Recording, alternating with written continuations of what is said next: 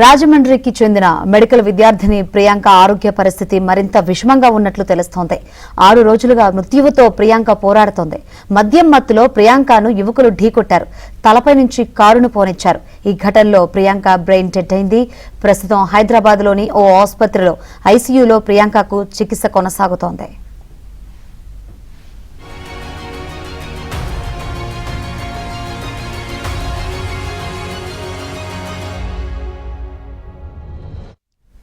ప్రమాదంలో గాయపడిన ప్రియాంక స్నేహితుడు వెంకటదుర్గ సాయికి రాజమండ్రిలోని ప్రైవేట్ ఆసుపత్రిలో చికిత్స కొనసాగుతుంది. తమ పరిస్థితికి కారణమైన నిందితులను కఠినంగా శిక్షించాలంటున్న వెంకటదుర్గ సాయితో మా ప్రతినిధి Rajbabu face to face.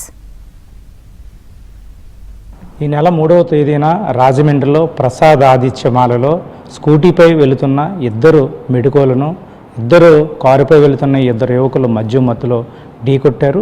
Doctor Priyanka హైదరాబాద్లోని ఒక ప్రైవేట్ ఆసుపత్రిలో చికిత్స పొందుతున్నారు.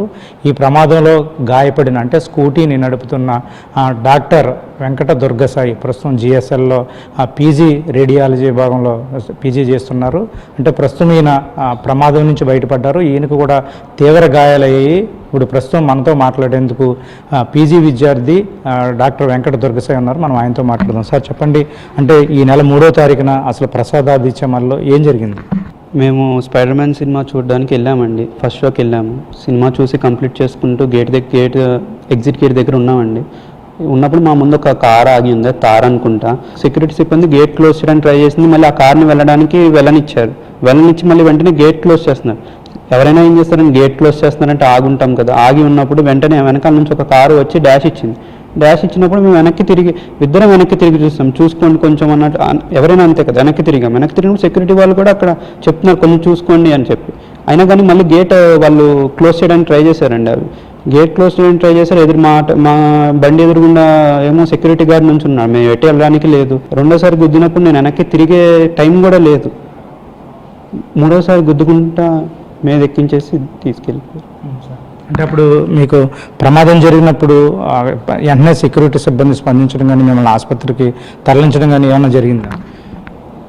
నేను కింద పడిపోయానండి. తను కింద పడిపోయింది. నేను లెగిసి చూసేసరికి తను పడిపోయి ఉంది, అసలు కదలట్లేదు. నేను వెంటనే తన దగ్గరికి వెళ్ళి పల్స్ చూసి వెంటనే చూస్తే బ్లడ్ అంతా నోట్లోంచి వస్తుంది.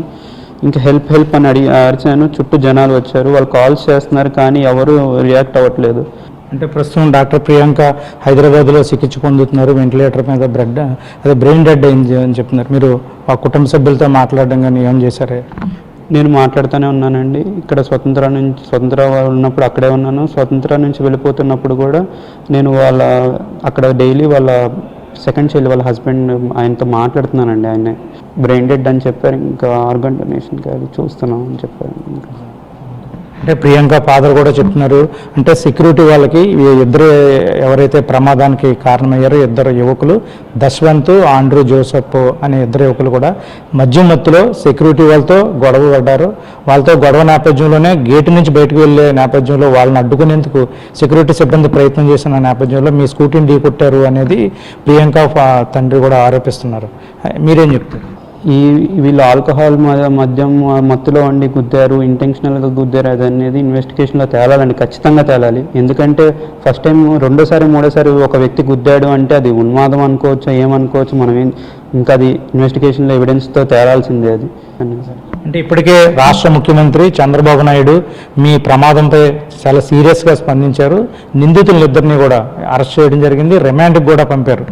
దీనికి సంబంధించి అంటే మీరేం కోరుకుంటున్నారు? అంటే మీ స్నేహితురాలు, మీతో పీజీ చదువుతున్న స్నేహితురాలు ఇలా బ్రెయిన్ డెడ్తో ఆసుపత్రిలో చికిత్స పొందుతుంది, ఏం కోరుకుంటున్నారు మీరు దీని సంబంధించి? అంటే నిందితులకి శిక్ష పడాలండి, ఖచ్చితంగా శిక్ష అయితే పడాలి, కఠిన శిక్ష అయితే పడాలి.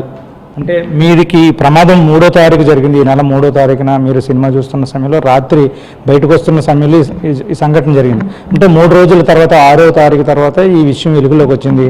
దీంట్లో పోలీసులు జాప్యం ఏమన్నా ఉందనుకుంటున్నారు? లేదండి, పోలీసులు నేను హాస్పిటల్ తీసుకెళ్ళిన వెంటనే పోలీసులు వచ్చారు. మాకు ట్రీట్మెంట్ జరుగుతున్న టైంలో కూడా మమ్మల్ని ఇబ్బంది పెట్టలేదు. ఇప్పటి వరకు కూడా మనం మెడికల్ పీజీ విద్యార్థి డాక్టర్ వెంకట దుర్గసాయితో కూడా మాట్లాడడం జరిగింది. ఈ ప్రమాదంలో గాయపడిన ప్రియాంక ఇక్కడ హైదరాబాద్లో ప్రమాదకర స్థితిలో చికిత్స పొందుతున్న నేపథ్యంలో వెంకట దుర్గసాయి మాత్రం ప్రస్తుతం జిఎస్ఎల్ కాలేజీలో చికిత్స పొందుతున్నారు. Photo studio.